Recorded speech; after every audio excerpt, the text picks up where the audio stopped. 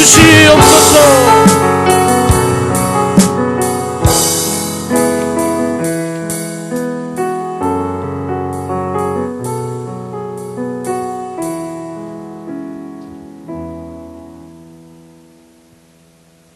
우리의 찬양을 들으시고 우리 예배를 받으시는 하나님 아버지, 우리를 찾으시고 이 시간도 우리를 기다려주시는 우리 주님을 찬양합니다. 험한 인생길에서 이 시간 무거운 짐을 지고 지친 몸으로 주님 앞에 나왔습니다. 주님 없이는 이 험한 길, 무거운 짐 감당할 수가 없음을 고백합니다. 이제 주님을 바라보고 주님께 간구하오니 우리를 이끄시고 지켜 주옵소서. 우리의 짐을 가볍게 하옵소서. 우리의 아픈 몸을 고쳐주시고 우리의 상한 심령을 치료해 주옵소서. 우리를 일으켜주시고 어둠에서 나오게 하시고 수렁에서 건져 주옵소서. 사탄은 우는 사자같이 삼키자를 찾으며 우리를 넘어뜨리려 하오니 항상 깨어있고 항상 긴장하여 세상의 악한 것들 이기고 이기게 하옵소서. 사랑의 주님, 이 나라를 불쌍히 여기시고 이 나라를 지켜주셨기를 간절히 바라옵나이다. 지금 나라의 정치 지도자를 뽑고 있는데 하나같이 부정한 사람들 뿐입니다. 부정한 방법으로 살아왔고 사리사욕으로 재물을 모으는 사람들, 그런 정의롭지 못한 자들이 이 사회 중심에 있고 재벌은 탈세를 하여 부당하게 기업을 운영하고 있는 참으로 안타까운 현실 앞에 있습니다. 하나님, 지금까지는 부정이 정의를 이기고 부정한 사람이 득세를 하고 출세했지만은 이제부터는 이 사회가 정의롭게 되게 하여 주시옵소서. 정직한 자가 정치를 하고 나라와 백성을 먼저 생각하는 자들이 많아지고 많아지게 하옵소서. 정직한 자가 재벌이 되고 정의와 공의가 이 사회를 끌어가게 하옵소서. 주님의 말씀이 세워지고 사랑과 배려, 희생의 주님의 그 모습을 본받아서 주님의 그 방법대로 힘을 얻게 하옵시기를 간절히 바라옵나이다. 사랑의 주님, 우리 교회 또한 주님의 뜻을 펼치는 교회 되게 하옵소서. 말씀의 능력이 세워지고 말씀 삶 공동체, 아버지 하나님의 나라를 증거하는 우리 공동체 되게 하옵소서. 죽어가는 영혼을 찾아 세상 끝까지 나가는 온 세계 선교, 특별히 금년에는 일본으로, 중국으로, 태국으로 아버지 우리의 거룩한 발걸음 주님 앞에 나갑니다. 하나님, 우리 발걸음 닿는 그곳마다 주님께서 역사하셔서 하나님이 증거되고 하나님 말씀을 전할 수 있는 저희들 우리 교회 되게 하옵소서. 하나님 아버지, 특별히 이제 우리 교구 사역 또 거기에 있는 모든 구역들 말씀의 능력을 체험하는 아버지 구역마다 가정마다 주님의 그 역사하시고 살아계심이 증거되는 우리들 되게 하옵소서. 하나님, 우리 가정들 하나님의 은혜를 삼하고 그 은혜를 온전히 누리며 복주리라 하신 그 약속을 충만히 누리게 하옵소서. 주님의 백성답게, 주님의 자녀답게, 주님의 증인답게 매일매일 성숙되게 하시고 신앙이 매일매일 자라게 하옵소서. 그리하여 자녀 손 대대로 주님 손잡고 함께하는 믿음의 가문으로 축복하여 주시옵기를 간절히 바라옵나이다. 사랑의 주님, 이제 말씀을 전해주실 우리 최규영 목사님 성령으로 붙드시고 강건케 하옵소서. 말씀에 집중하여 은혜가 충만케 하시고 아버지, 이 시간 우리의 모든 기도를 주님께서 응답하여 주시옵기를 간절히 바라오며 예수 그리스도의 이름으로 기도드리옵나이다. 아멘.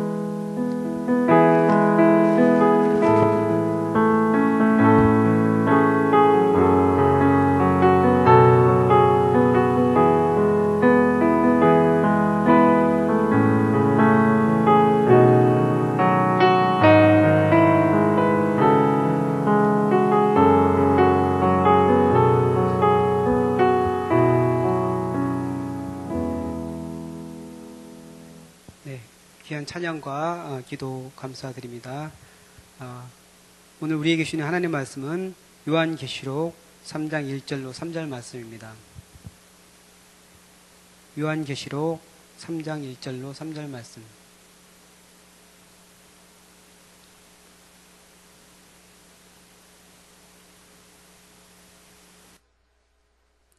신약성경 401페이지에 요한계시록 3장이 있습니다. 다 같이 한 목소리로 봉독하겠습니다.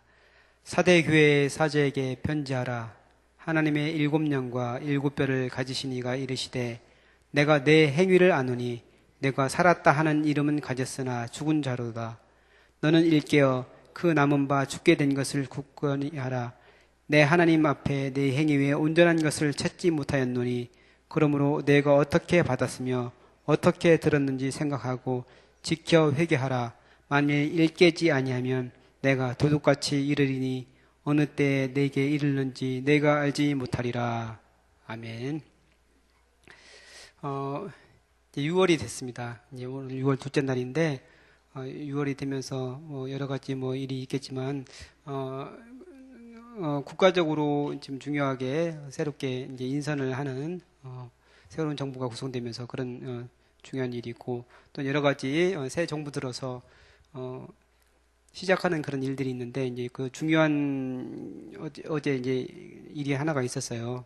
뉴스를 보신 분은 알겠지만 4대강이 그동안에 녹조 라떼다 해가지고 4대강이 많이 이제 오염돼서 썩어가고 있다 이런 그 논란이 많았잖아요. 그래서 그 4대강 중에서 아주 상태가 좋지 않은 곳 몇 군데를 문을 보를 개방해서 물이 흘러가도록 그 조치를 어제 처음으로 그렇게 했어요. 그래서 이제 4대강이 좀 더 잘 흘러가면서 물이 맑아지길 좀 기대를 하고 있습니다.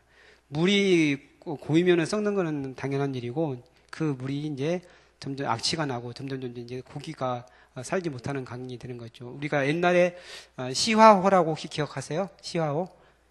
시화호 지금은 거기 가면 물이 굉장히 맑고 좋아져서 고기들도 많이 있고 거기 이제 낚시하는 분들도 많이 있고 이제 그렇다고 하는데 시화호가 그 시흥과 화성 그 두 글자를 따가지고 시화호라고 만들어가지고 인공 호수를 만든 거예요. 그래서 시화호를 만들고 거기에 호수도 만들고 그다음에 그 땅도 개간해서 거기다 공업단지도 만들고 농업단지도 만들고 여러 가지 계획을 해서 호수를 만들었는데 굉장히 큰 호수죠. 이제 국토를 개발해서 그렇게 했는데 그 호수가 생각대로 되지 않고 시간이 지나면 지날수록 물이 점점 썩어서 악취가 나고 물고기가 죽어가고 그래서 도저히 이러지도 저러지도 못하고 손을 쓰지 못하는 상황까지 되니까 결국은 어떻게 했습니까? 그냥 문을 열었어요. 문을 열어가지고 물이 이제 드나들도록 하니까 그 시야호가 다시 살아나게 된 것이죠. 그래서 물이 오래되면 썩어가게 되는 것이고 죽게 되는 것이죠. 그래서 거기에 대해서는 어떤 처방을 해야 되는 처방이라는 것이 물이 흘러가도록 하는 것이 바로 처방입니다. 오늘도 이제 그 본문 말씀에 보면은 이런 교회가 하나 나와요. 이제 죽어가는 교회, 썩어서 냄새가 나고 점점 이제 손을 대지 못할 정도로 그렇게 심하게 썩어져 있는 그런 교회가 하나 나오는데 그 교회가 바로 사대 교회입니다. 사대라는 지역은 서머나 동쪽으로 85km 정도 떨어진 곳으로 군사적 요충지이면서 상업의 중심 도시라고 합니다. 그래서 굉장히 부유한 도시예요. 그래서 거기 있는 사람들이 잘 살고 이렇게 어려움을 당하지 않고 그 땅 자체가 굉장히 풍요로운 도시고 또 상업의 중심이기 때문에 거기 사는 사람들이 어렵지 않게 잘 사는 곳이에요. 그런데 성경에서는 이곳에 사는 사람들, 이곳 교회가 굉장히 죽은 교회라고 이렇게 얘기를 하고 있습니다. 그 지역과 마찬가지로 죽은 교회라고 이렇게 얘기를 하고 있죠. 역사적으로 사대교회는 그 BC 1000년경에 세워졌다고 그래요. 그래서 리디아라는 그런 왕국으로 세워졌는데 BC 561년경에 페르시아 고레스 왕에게 한번 정복을 당하고 그 다음에 BC 334년에 헬라의 알렉산더에게 정복을 당한 그런 일이 있습니다. 그리고 이제 BC 133년에는 로마의 속주로서 완전히 이제 로마로 이제 들어간 데가 바로 이제 사대인데 그 역사적으로 이제 BC 1000년부터 시작되었으니 굉장히 역사가 오래됐는데 딱 2번밖에 이렇게 점령을 당하지 않을 정도로 굉장히 군사적으로 요충지고 거기를 점령하기 힘든 그 지역이라고 합니다. 이제 그곳이 산을 끼고 있는데 산에서 이렇게 앞으로 튀어나온 그런 도시인데 삼면이 전부 계곡으로 언덕으로 돼 있어가지고 이제 언덕 정도가 아니고 절벽으로 돼 있어 사람이 도저히 접근할 수 없는 그런 절벽이라고 그럽니다. 그래서 거기를 감히 침범하지를 못한 거예요. 생각도 못할 정도로 굉장히 험한 곳이라고 그래요. 그래서 여기 있는 사람들은 아무도 우리한테 오지 못한다, 우리를 정복하지 못한다 이렇게 생각하고 있었는데 2번의 이제 아주 위대한 왕들한테 정복을 당한 역사가 있는 것이죠.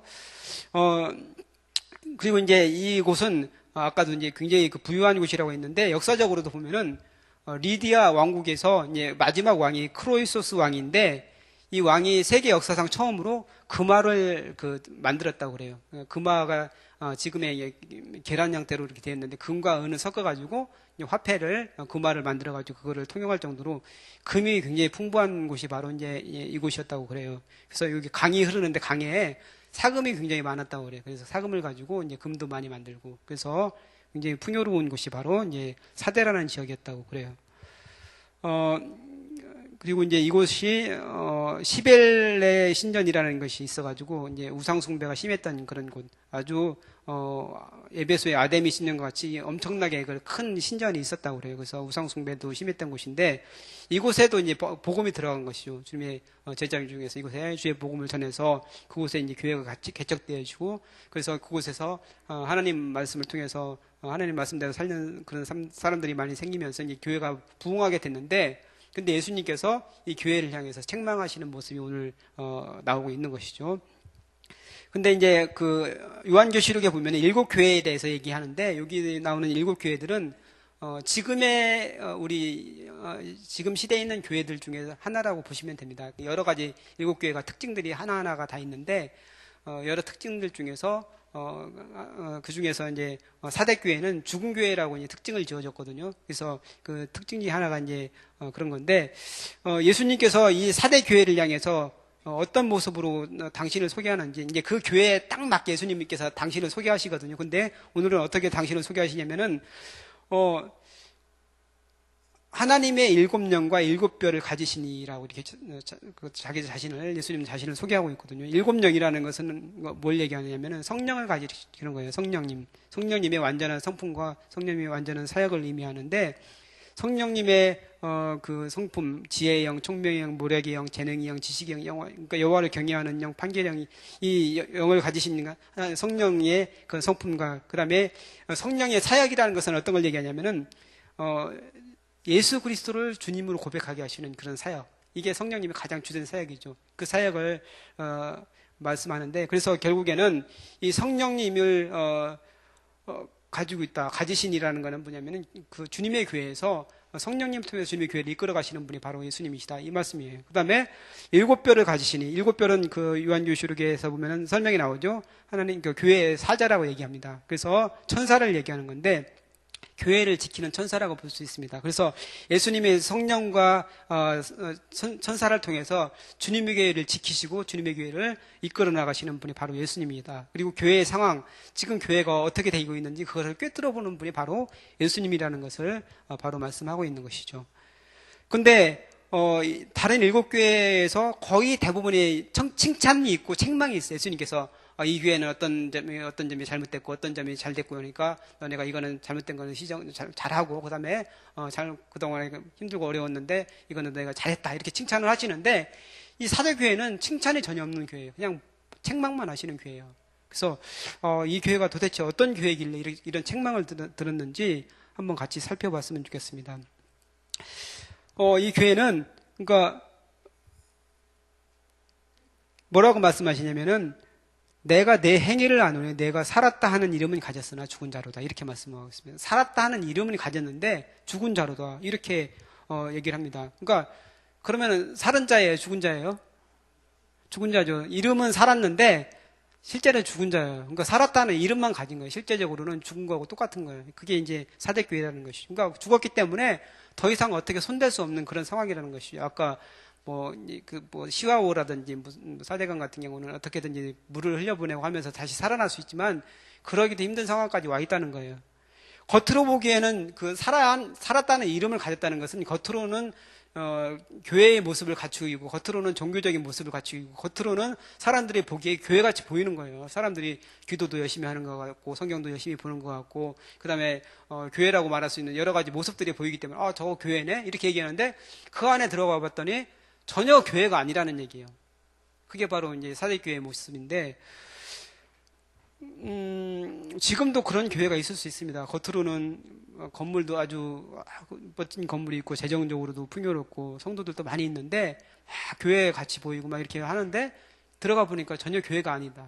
그런 교회가 있을 수 있다는 것이죠. 이제 그 사대 교회가 그런 교회인데 지금도 이제 우리에게 하시는 말씀으로 우리가 듣고 우리가 정말 회개할 게 있는지 정말 우리 자신을 한번 돌아보는 기회가 됐으면 좋겠습니다. 살았다 하는 이름은 가졌으나 죽은 자로다. 이 말에 대해서 그냥 예수님이 하신 말씀인데 이 말 자체도 역사가 있다고 그래요.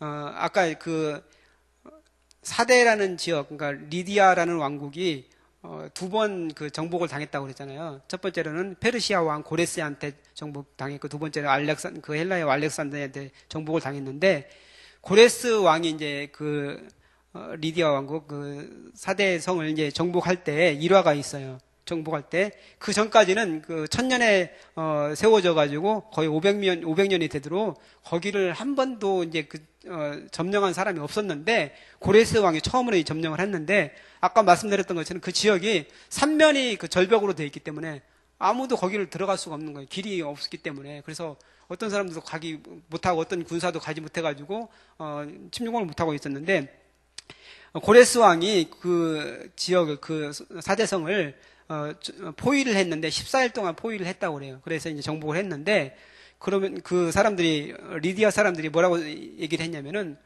너네가 아무리 발부둥 쳐봐도 소용없다. 여기는 워낙 험준한 지역이고 그렇기 때문에 절대로 여기까지 기어올라오지 못한다. 너희는 안 된다. 이렇게 얘기한 거야. 그리고 너네가 올라와 봤자 우리는 바로 뒤에가 산이 있기 때문에 그 산 속에 숨어 있으면 우리는 절대로 안전하다. 이렇게 생각을 한 거예요. 그렇게 얘기를 하니까 그 고레스 왕이 뭐라고 얘기했냐면은 오늘 이 말씀 너희가 살았다는 이름은 가졌으나 죽은 자로다. 이렇게 얘기를 했다는 거예요. 그때. 근데 어떻게 해서 그 성을 정복을 했느냐? 그래서 고레스 왕이 자기 부하들한테 자기 병사들한테 뭐라고 얘기했냐면은 저 성에 들어가는 사람, 그 사대성으로 들어갈 수 있는 그 공로를 세운 사람에게 내가 혁혁한 그런 상금과 상품을 주겠다. 그리고 계급을 올라가도록 그렇게 특혜를 주겠다. 이렇게 얘기를 했어요. 그러니까 많은 병사들이 거기를 바라보면서 어떻게 하면 저기를 올라갈 수 있을까 이렇게 고민을 하는 거야.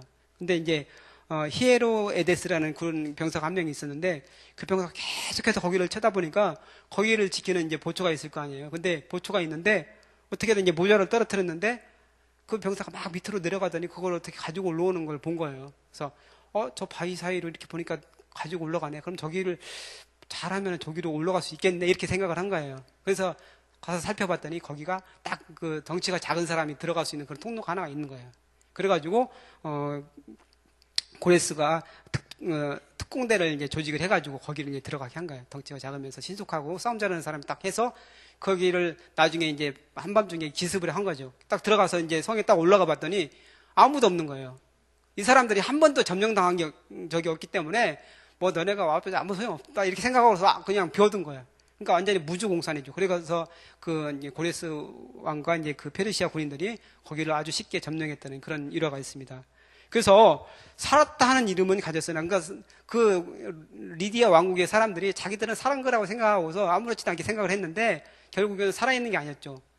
거기를 들어갈 수 있는 방법이 있어서 정복이 돼가지고 결국에는 망하게 됐다는 그런 얘기죠.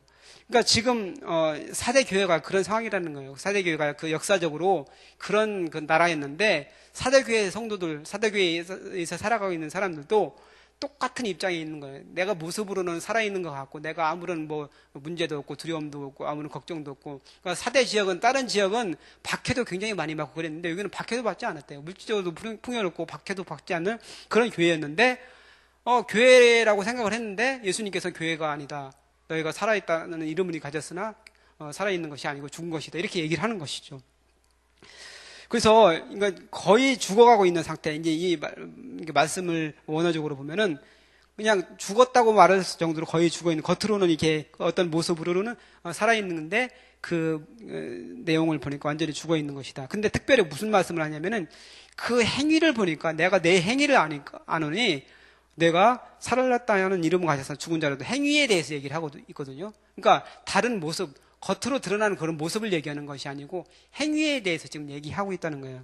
그러니까 사대교회에 있는 사람들의 행위를 보니까 너네가 살아있는 것이 아니고 죽어있는 것이다, 이렇게 얘기하고 있다는 것이죠. 그래서 지식적으로는 우리가 많이 알고 어떤 경건의 모양은 있는데 경건의 능력이 없고 그런 상태로 지금 얘기하고 있는 것이죠. 예수님 시대 때에도 그런 모습들이 있었죠.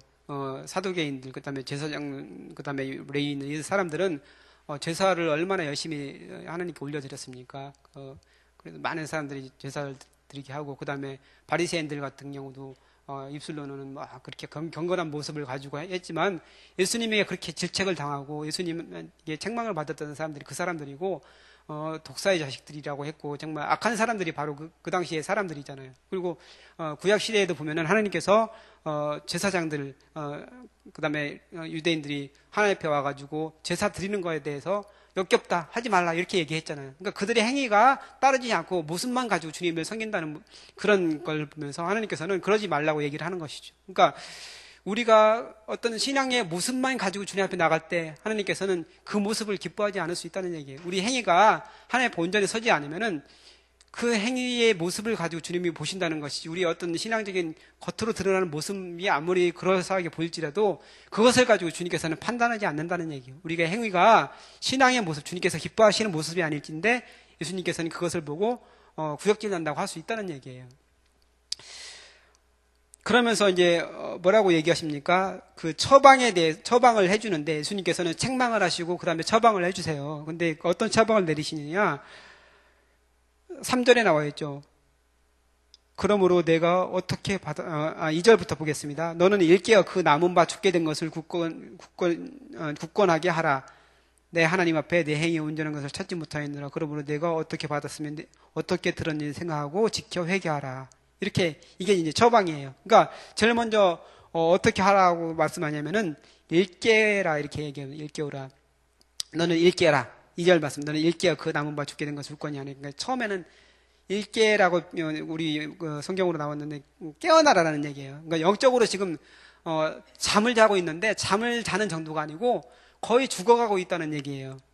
그래서 그 상태에서 깨어나지 않으면은 이대로 죽을 수 있다는 얘기죠. 우리가 산에 올라가서 아주 추운 히말라야라든지 이런 데 등반해서 추운데 이제 잠을 들어버리면 죽는다고 그런 얘기 많이 하잖아요. 그 상황에서 깨어나가지고 정신을 차리고 내려와야 되는데 거기서 자버리면 죽게 되는 것처럼 여기서 이 사람들이 잠들어 있는데 조금만 더 지나면 죽는다는 거예요. 그러니까 깨어나라, 이런 말씀을 하는 거예요.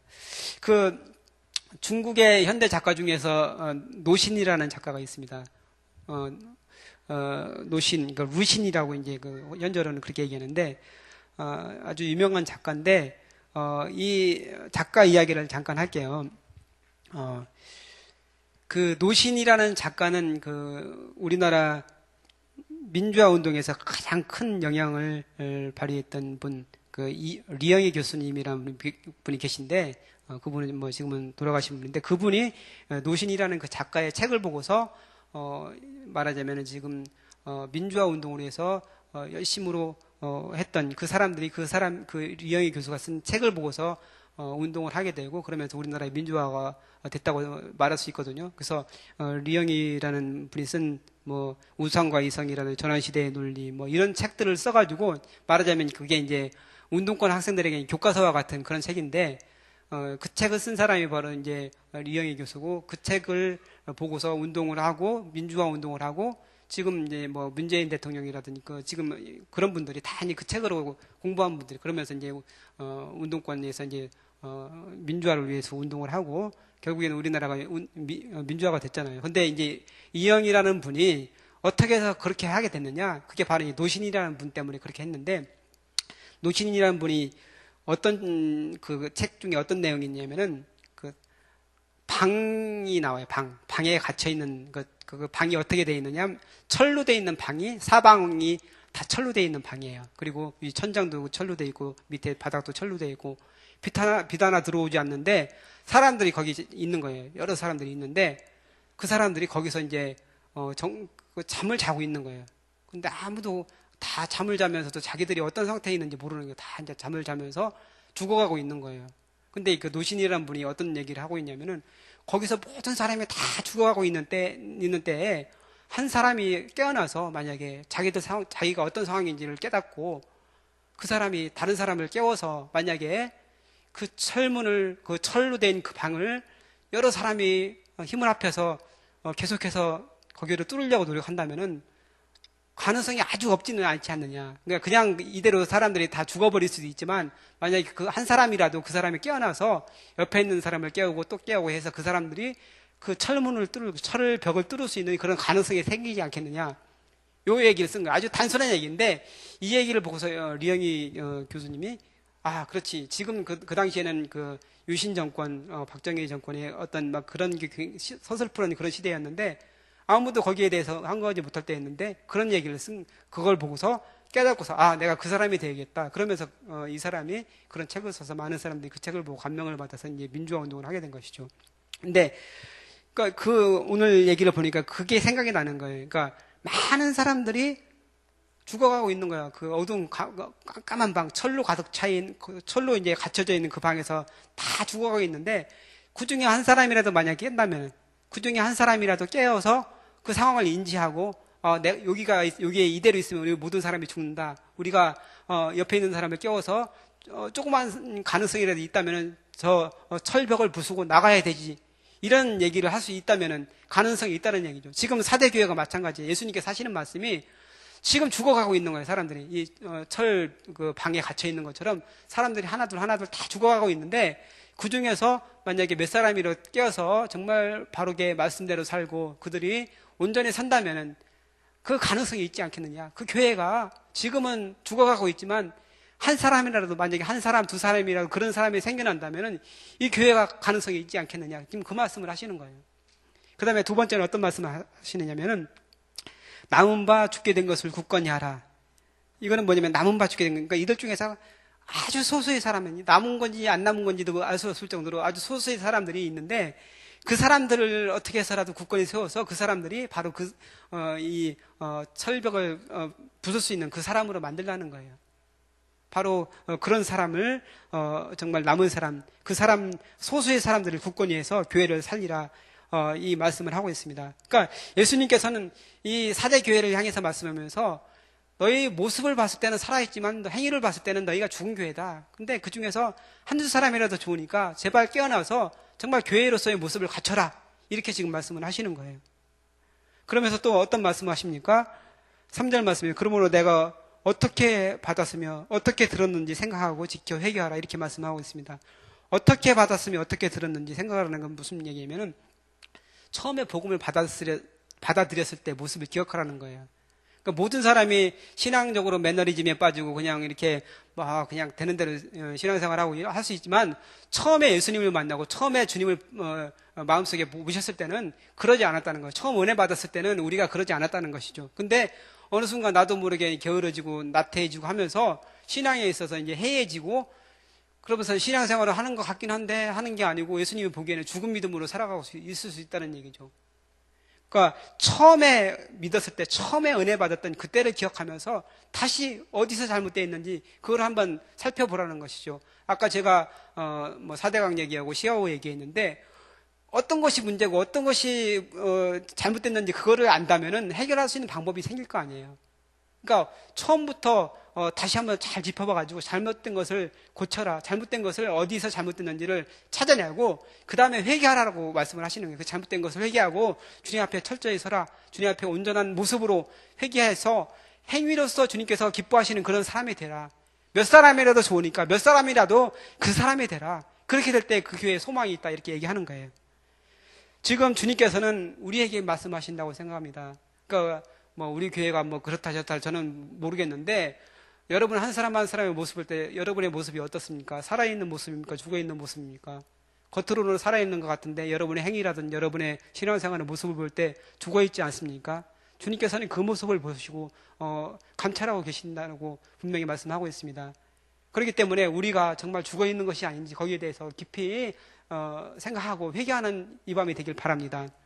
예수님께서 또 두려운 말씀을 하세요. 만일 일깨지 아니면 내가 도둑같이 이르리니 어느 때에 내게 이르는지 알지 못한다. 이렇게 말씀하고 있습니다. 전에는 그 예수님의 재림에 대해서 굉장히 많이 얘기했는데 요즘에는 재림이라는 얘기를 들을 수가 없어요. 재림이라는 얘기를 하면은 이상한 막 사이비라고 이렇게 생각을 하고 하기 때문에 얘기할 수도 없는 그런 시대가 됐어요. 근데 예수님께서는 그런 때 오신다고 말씀했어요. 아무도 생각하지 못할 때 도둑같이 예수님께서 오신다고 말씀합니다. 그러니까 모든 사람이 안전하다, 평안하다, 뭐 이 세상이 이제 잘 될 것이 이렇게 생각할 때 그때 예수님이 갑자기 오실 수 있다는 얘기예요. 여러분 예수님이 당장 오시면 좋겠죠? 아무도 그렇지 않습니까? 날마다 주님을 사모하면서 예수님 언제 오십니까? 예수님 오늘 오십니까? 내일 오십니까? 이성봉 목사님 같은 경우 이렇게 손으로 이렇게 다니면서 성령님과 같이 이렇게 다닌다고 하시고 하늘의 구름을 보면서 예수님 오늘 오시냐 내일 오시냐 이렇게 사모했다고 그래요. 우리 성결교회 믿음의 선진들이 그렇게 살았었거든요. 근데 우리에게 재림의 신앙이 점점 희미해져 가고 있어요. 왜냐하면은 하늘나라를 사모하지 않기 때문에 이 땅이 너무 좋기 때문에 지금 우리가 살아가는 것이 너무 편하고 좋기 때문에 무슨 우리가 고난이 있는지 우리를 핍박하는 게 있는지 아무것도 없잖아요.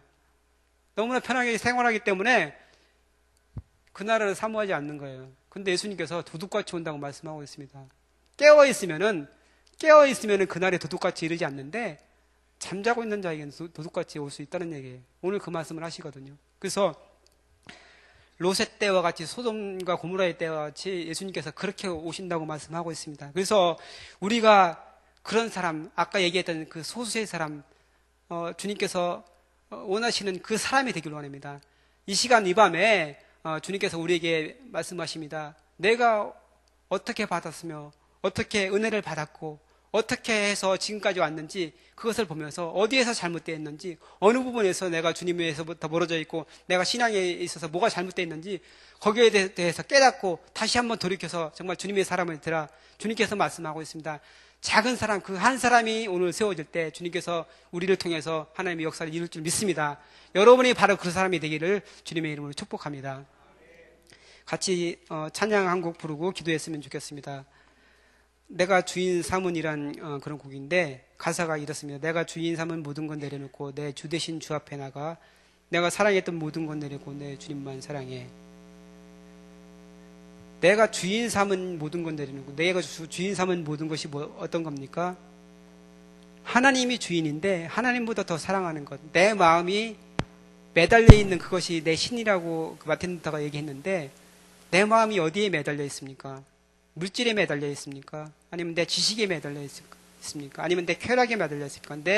아니면은 어떤 자랑이라든 명예라든 이런 곳에 내 마음이 매달려 있습니까?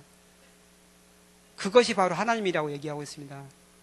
내가 주인 삼은 것을 이 시간 내려놓고 주님만 바라보는 은혜가 있기를 바랍니다. 그렇게 할 때 우리의 삶이 바뀌고 우리의 인생이 바뀌고 우리의 행위가 바뀌고 주님께서 기뻐하시는 그런 사람이 될 줄 믿습니다. 내가 주인 삼은 같이 찬양하도록 하겠습니다.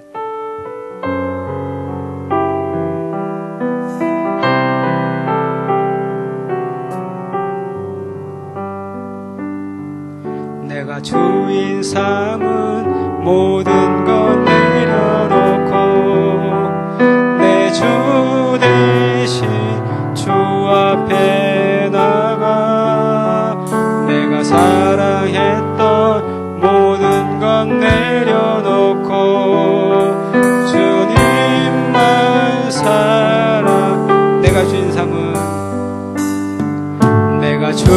삼은 모든 것 내려놓고 내 주 대신 주 앞에 나가 내가 사랑했던 모든 것 내려놓고 주님만 사랑해. 주 사랑 거친 풍랑에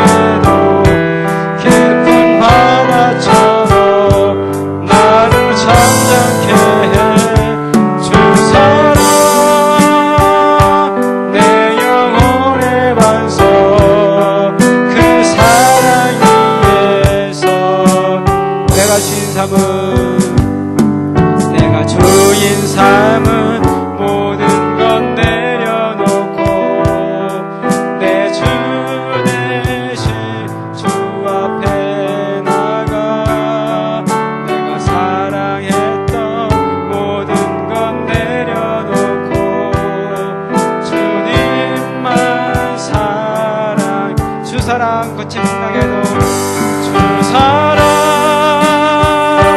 거친 풍랑에도 깊은 바다처럼 나를 잠잠케 해.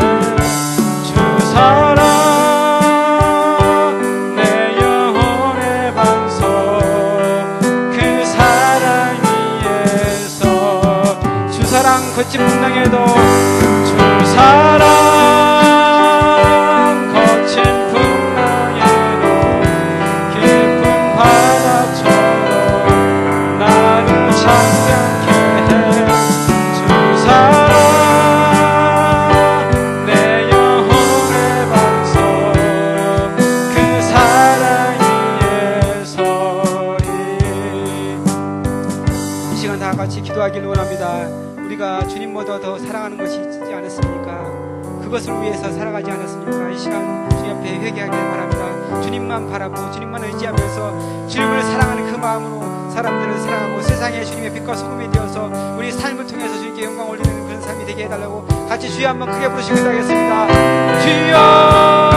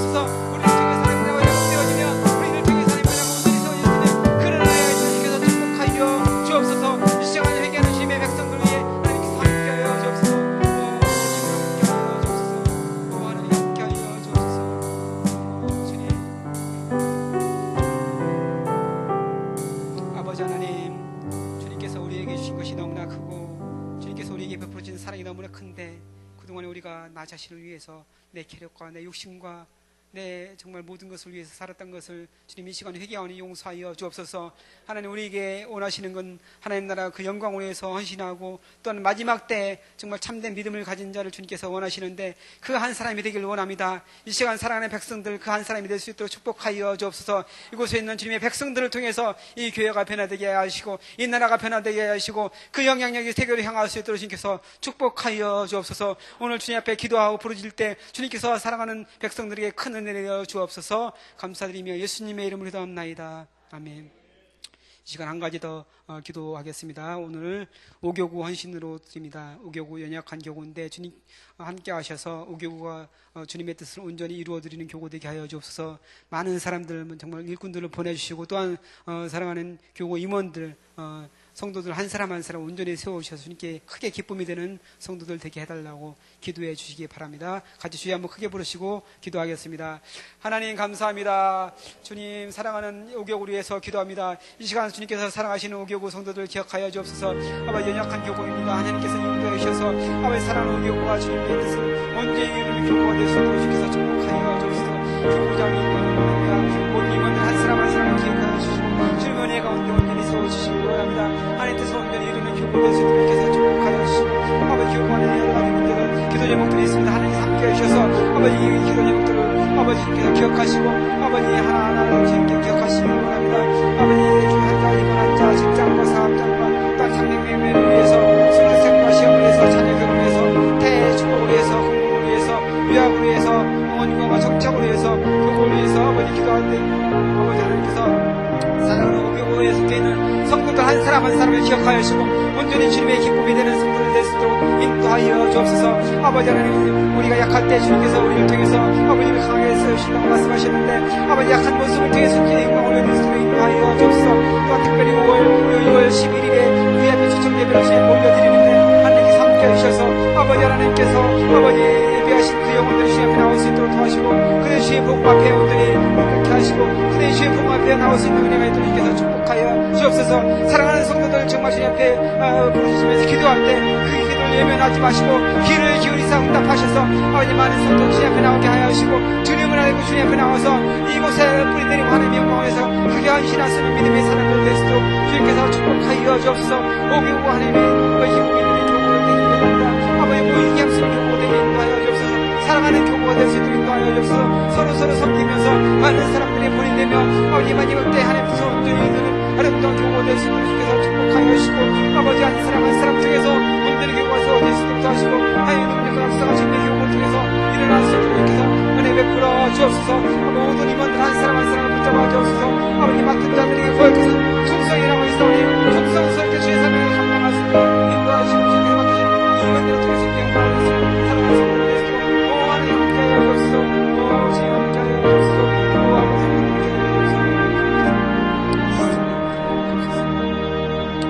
마지막으로 한 가지만 더 기도하겠습니다. 여러 가지 기도 제목들이 있는데 특별히 환우를 위해서 기도하시고 주님의 교회를 위해서 기도하시고 또한 이 나라 이 민족을 위해서 기도하시기 바랍니다. 정말 훌륭한 사람들 주님께서 기뻐하시는 그런 사람이 세워지게 하시고 나라가 나라 되게 이것을 모토로 새로운 정권이 세워졌는데 정말 나라 되는 그런 나라 되게 해 주옵소서. 같이 나라를 위해서 기도하시고 여러분 기도 가지고 나오신 기도 제목 주님께 아뢰신 후에 자유롭게 돌아가시기 바랍니다. 기도 주여 한번 부르시 기도하겠습니다. 주여